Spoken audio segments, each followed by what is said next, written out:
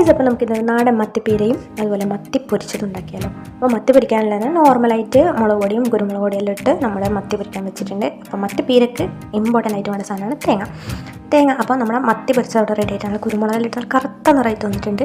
അപ്പോൾ മെയിനായിട്ട് വേണ്ടേ തേങ്ങ ചിരകി വെച്ചതും അതുപോലെ തന്നെ ഉള്ളി ഒന്ന് ചതച്ചെടുത്താൽ മാത്രം മതി. അതായത് നമ്മുടെ വെളുത്തുള്ളി. ഓക്കെ, നമ്മൾ ചട്ടി വെക്കുന്നു, എണ്ണ വയ്ക്കുന്നു, വെളുത്തുള്ളി ഇടുന്നു, അതുപോലെ തന്നെ കുരുമുളക് പൊടിയും മുളക് പൊടിയും അങ്ങനെ മത്തിക്കറിക്ക് വേണ്ടിയുള്ള സാധനങ്ങളിട്ട് ലാസ്റ്റ് അതിൽ പുളിവെള്ളം ഒഴിക്കുക. പിന്നീട് അതിലേക്ക് നമ്മൾ മത്തി ഇടുക, പിന്നെ അതിലേക്ക് നമ്മുടെ തേങ്ങ ഇടുക, നടച്ച് വെക്കുക. അങ്ങനെ നമ്മുടെ പൊളി മത്തി പീര റെഡി ആയിട്ടുണ്ട്. അപ്പോൾ ഇഷ്ടപ്പെട്ടാൽ ലൈക്ക് ആൻഡ് സബ്സ്ക്രൈബ്. ഗൈസ്, അപ്പോൾ നമുക്കിത് നാടൻ മത്തിപ്പീരയും അതുപോലെ മത്തി പൊരിച്ചതുണ്ടാക്കിയാലോ. അപ്പോൾ മത്തി പൊരിക്കാനുള്ളത് നോർമലായിട്ട് മുളക് പൊടിയും കുരുമുളക് പൊടിയെല്ലാം ഇട്ട് നമ്മൾ മത്തി പൊരിക്കാൻ വെച്ചിട്ടുണ്ട്. അപ്പോൾ മത്തിപ്പീരക്ക് ഇമ്പോർട്ടൻ്റ് ആയിട്ട് വേണ്ട സാധനമാണ് തേങ്ങ. അപ്പോൾ നമ്മുടെ മത്തി പൊരിച്ച അവിടെ റെഡി ആയിട്ടാണ്. കുരുമുളകെല്ലാം ഇട്ടാൽ കറുത്ത നിറമായിട്ട് വന്നിട്ടുണ്ട്.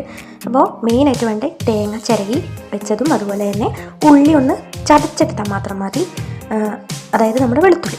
ഓക്കെ, നമ്മൾ ചട്ടി വെക്കുന്നു, എണ്ണ വയ്ക്കുന്നു, വെളുത്തുള്ളി ഇടുന്നു, അതുപോലെ തന്നെ കുരുമുളക് പൊടിയും മുളക് പൊടിയും അങ്ങനെ മത്തിക്കറിക്ക് വേണ്ടിയുള്ള സാധനങ്ങളിട്ട് ലാസ്റ്റ് അതിൽ പുളിവെള്ളം ഒഴിക്കുക. പിന്നീട് അതിലേക്ക് നമ്മൾ മത്തി ഇടുക, പിന്നെ അതിലേക്ക് നമ്മുടെ തേങ്ങ ഇടുക, നടച്ച് വെക്കുക. അങ്ങനെ നമ്മുടെ പൊളി മത്തി പീര റെഡി ആയിട്ടുണ്ട്. അപ്പോൾ ഇഷ്ടപ്പെട്ടാൽ ലൈക്ക് ആൻഡ് സബ്സ്ക്രൈബ്.